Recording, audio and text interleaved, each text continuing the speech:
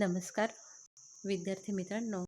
आज आपण 1.9 अध्यापनशास्त्रीय विश्लेषण याविषयी माहिती घेणार आहोत. अध्यापनशास्त्रीय विश्लेषण हा आपला आशययुक्त अध्यापन पद्धतीमधला 9वा भाग आहे आणि म्हणून 1.9 हा जो भाग आहे हा आपण या ठिकाणी आज लक्षात घेणार आहोत. मग सुरुवातीला अध्यापनशास्त्रीय विश्लेषण म्हणजे नेमकं काय, त्याचा अर्थ इथे आपण लक्षात घेणार आहोत. मागच्या काही व्हिडिओमध्ये आपण आशय विश्लेषणाचा अर्थ बघितला होता. आता इथे आपल्याला आज अध्यापनशास्त्रीय विश्लेषणाचा अर्थ जाणून घ्यायचा आहे.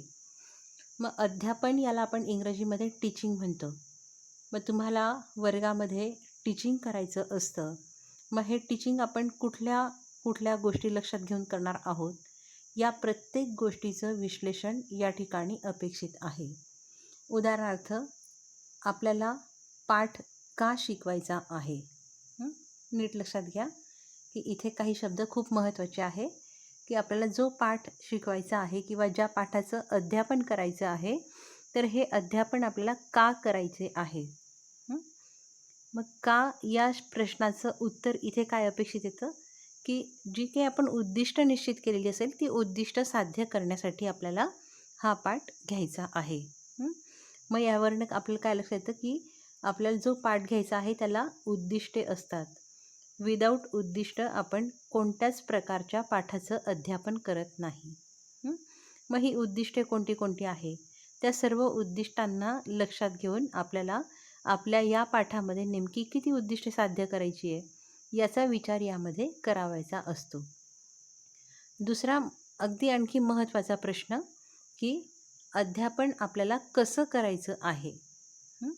नीट लक्षात घ्या. पहिला प्रश्न होता की अध्यापन का करायचं आहे, त्याचं उत्तर होतं आपण जी उद्दिष्ट ठरवलेली होती तर ती उद्दिष्ट साध्य करण्यासाठी आपल्याला पाठ घ्यावायचा आहे. त्यानंतर दुसरा प्रश्न इथे होता की आपल्याला अध्यापन कसं करायचं आहे. मग आता कसं या प्रश्नाचं उत्तर काय येईल या ठिकाणी, तर असं या ठिकाणी आपल्याला लक्षात येतं की एकतर आपल्याला विद्यार्थ्यांचा वयोगट लक्षात घ्यायचा आहे. हा वयोगट लक्षात घेऊन आपल्याला उद्दिष्ट पूर्ण करण्यासाठी कोणकोणती शैक्षणिक साधनं वापरता येतील. कसं शिकवायचं म्हणजे काय इथे की आपल्याला हा पाठ कोणत्या शैक्षणिक साधनांचा वापर करून शिकवायचा आहे. हा एक भाग झाला. दुसरं, पाठामध्ये आपण ज्या काही संकल्पना शिकवणार आहोत तर त्या संकल्पनांचं स्पष्टीकरण करण्यासाठी कोणती उदाहरणं आपण देणार आहोत. पहिलं आपण लक्षात घेतलं होतं की कोणती शैक्षणिक साधनं आपल्याला वापरायची आहे. दुसरं, कोणते उदाहरणं आपल्याला द्यावयाचे आहे. त्यानंतर आणखी महत्त्वाची गोष्ट की विद्यार्थ्यांना हा पाठ किती समजतोय, त्यांच्या मनामध्ये काही शंका येत आहेत का, हे जाणून घेण्यासाठी आपल्याला काही प्रश्न पण विचारायचे आहेत. मग हे प्रश्न नेमके कोणते विचारायचे, या सर्वांचं अगदी बारीक बारीक केलेलं विश्लेषण म्हणजेच काय आहे, अध्यापनशास्त्रीय विश्लेषण. मग जर याची व्याख्या करायची झाली किंवा अर्थ जर आपल्याला आणखी ठराविक काही शब्दांमध्ये लक्षात घ्यायचा म्हटलं तर आपण अशा प्रकारे घेऊ शकतो की ज्या पाठाचे अध्यापन करावयाचे आहे त्या पाठाच्या संदर्भात आपल्याला तो पाठ का शिकवायचा आहे, कसा शिकवायचा आहे, या दोनही प्रश्नांना अगदी जे काही उत्तरं असतील किंवा हे दोनही प्रश्न आपण विचारात घेऊन जेही आपण विश्लेषण करणार आहोत त्याला इथे काय म्हणणार आहे की अध्यापनशास्त्रीय विश्लेषण. मग आता या अध्यापनशास्त्रीय विश्लेषणामध्ये आपल्याला काही पायऱ्यांचा अभ्यास करावायचा आहे. मग या पायऱ्या कोणत्या, तर त्या आपण एक एक पायरी इथे लक्षात घेणार आहोत. तर यातली पहिली पायरी आहे हेतूची जाणीव. इथे लक्षात आलेलं आहे की हेतूची जाणीव ही पहिली पायरी आहे. तसं जर बघितलं आपण तर याच्याही आधी आणखी एक पायरी असते, ते म्हणजे विद्यार्थ्यांचं पूर्वज्ञान आपल्याला तपासायचं असतं. जे काही आपण प्रस्तावना करून करत असतो, परंतु ॲक्च्युअल टीचिंग जे आहे आपलं, जो काही पाठ आहे तो पाठ ज्या पायरीपासून सुरुवात होतो ती पायरी म्हणजे हेतूची जाणीव आहे. मग या हेतूच्या जाणीवेमध्ये आपल्याला काय लक्षात घ्यायचं आहे की शिक्षक जो घटक शिकवणार आहे तो का शिकायचा आहे, त्यात कोणत्या कोणत्या कृती आपण करणार आहोत हे मुलांना ज्ञात असेल तर अध्ययन अधिक परिणामकारक होण्यास मदत होते आणि म्हणूनच विद्यार्थ्यांना हेतूची जाणीव करून द्यावी याचा विचार या पायरीत केला जातो. काय लक्षात आलं बघा की हेतूची जाणीव आपल्याला करून द्यायची आहे. मग आता हेतूची जाणीव आपण कशी करून देणार आहोत की आपल्याला जो काही पाठ घ्यायचा आहे हा पाठ नेमका का शिकायचा आहे हे आपण सांगणार आहोत. त्यानंतर या पाठामध्ये कोणकोणत्या कृती करणार आहोत हे जर मुलांना समजलं तर त्यांचं जे काही लक्ष आहे, त्यांचं जे काही अवधान आहे ते आपल्या पाठाकडे निश्चित येणार आहे. म्हणून आपल्याला या ठिकाणी काय अपेक्षित आहे की हेतूची जाणीव करून द्यायची की आज आपल्याला काय शिकायचं आहे आणि का शिकायचं आहे. मग उदाहरणार्थ जर आपल्याला घ्यायचं झालं तर आपण एखाद्या पाठाचं उदाहरण या ठिकाणी घेऊ शकतो. पृथ्वीचं अंतरंग हा पाठ आहे.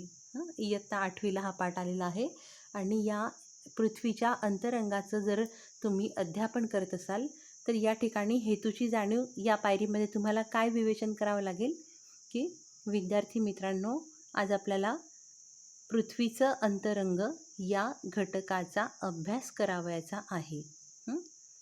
हे तुम्ही त्यांना सांगणार. पण मग हा का शिकायचा आहे? मग तुम्ही असं सांगू शकतात की ज्याप्रमाणे पृथ्वीवर विविध प्रकारचे दृश्य आपण पाहतो, जसं पर्वत, पठार, मैदान किंवा मग अन्य आणखी काही गोष्टी, तर तसंच पृथ्वीच्या अंतरंगामध्येही कोणकोणत्या गोष्टी आहेत याचाही जर आपल्याला आपण विचार केला तर आपल्याला आणखी जास्त माहिती प्राप्त होईल. या दृष्टिकोनासाठी आपल्याला हा पाठ शिकवायचा आहे. म्हणजे हा पाठ म्हणजे कोणता पाठ शिकवणार हे तुम्ही पहिल्या ओळीमध्ये सांगणार. त्यानंतर हा पाठ आपल्याला का शिकायचा आहे तर तेही तुम्हाला इथे स्पष्ट करायचं आहे.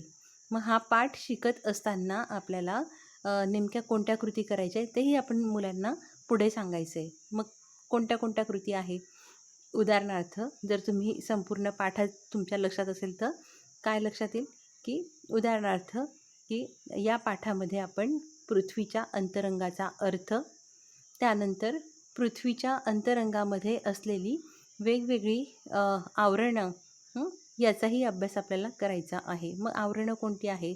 भूकवच आहे, त्यानंतर प्रावरण आहे, गाभा आहे. या सर्व गोष्टींचा अभ्यास आपल्याला करावयाचा आहे. तर एकंदरीत आशययुक्त अध्यापन पद्धतीमध्ये जे काही आपल्याला अध्यापनशास्त्रीय विश्लेषण करावयाचं असतं त्या अध्यापनशास्त्रीय विश्लेषणाच्या पहिल्या पायरीमध्ये आपल्याला या सर्व गोष्टी लक्षात घ्यावयाच्या असतात. आपण काय लक्षात घेतलं पुन्हा एकदा नीट बघा. या ठिकाणी हेतूची जाणीव आपल्याला कशी करून द्यायची आहे वर्गात गेल्यावरती की विद्यार्थी मित्रांनो, आज आपण पृथ्वीचं अंतरंग हा पाठ अभ्यासणार आहोत. हा पाठ आपल्याला का शिकायचा आहे तर पृथ्वीच्या वरच्या भागामध्ये किंवा आपण पृथ्वीवर राहतो हे तुम्हाला माहीत आहे आणि म्हणून पृथ्वीवर असलेले विविध प्रकारचे भूरूप आपण पाहतो. उदाहरणार्थ पर्वत, पठार, मैदान किंवा मग आणखी जी काही सजीव सृष्टी आहे ती सर्व पृथ्वीवर असल्याने आपण ती डोळ्यांनी पाहू शकतो. परंतु या पृथ्वीच्या अंतरंगामध्ये नेमक्या कोणकोणत्या गोष्टी आहेत हे आपल्याला जाणून घ्यायचं आहे. मग हे जाणून घेत असताना आपल्याला आता आपण तिसऱ्या टप्प्याकडे वळतो आहे. विद्यार्थी मित्रांनो, नीट लक्षात घ्या.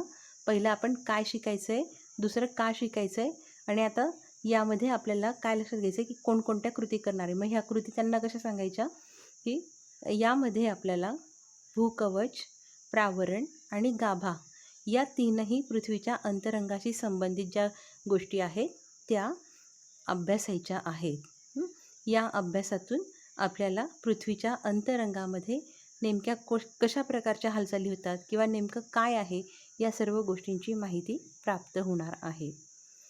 मग अशी तुम्हाला हेतूची जाणीव करून द्यायची आहे. मग ही हेतूची जाणीव करून देताना आपल्याला त्यांच्या मनामध्ये जिज्ञासा पण निर्माण करायची आहे. तर एकंदरीत अशा स्वरूपामध्ये या पहिल्या पायरीचा वापर आपल्याला आशययुक्त अध्यापन पद्धतीमध्ये करावयाचा असतो. मग आता याच्यानंतरची पुढची पायरी आहे विद्यार्थ्यांच्या कल्पनांची जाण. मग आता विद्यार्थ्यांच्या ज्या काही कल्पना असतात तर त्याची जाणीव आपल्याला लक्षात घ्यावायची असते. एकतर तुम्ही नीट लक्षात घ्या की ह्या अध्यापनशास्त्रीय विश्लेषणाच्या आपण ज्या काही पायऱ्या बघत आहोत, तर या पायऱ्या बघत असताना एक इथे असं आहे की प्रत्यक्ष अध्यापनापूर्वी म्हणजे वर्गामध्ये आपण जे अध्यापन करणार आहोत त्याच्यापूर्वी आपल्याला ह्या सगळ्या गोष्टी नियोजित करायच्या असतात. याला आपण प्लॅनिंग म्हणतो. कोणतं प्लॅनिंग? तर लेसनचं प्लॅनिंग किंवा पाठाचं नियोजन याला आपण म्हणतो. तर या नियोजनामध्ये या पायऱ्या आपल्याला अशा स्वरूपामध्ये लक्षात घ्यायच्या आहे. मग दुसरी पायरी कोणती इथे? तर विद्यार्थ्यांच्या कल्पनांची जाण. आता विद्यार्थ्यांच्या कल्पना नेमक्या काय आहे? इथे काय दिलं ते आधी बघूया की आपण जो आशय शिकवणार आहोत त्या संदर्भात विद्यार्थ्यांच्या ज्या काही पूर्वकल्पना असतात त्या आपण जाणून घेणं महत्त्वाचं असतं. त्यापैकी काही कल्पना पूरक तर काही बाधक असू शकतात. ते ज्ञात असल्यास त्याचा उपयोग शिक्षकास अध्यापनावेळी करणे शक्य होते. नीट लक्षात घ्या.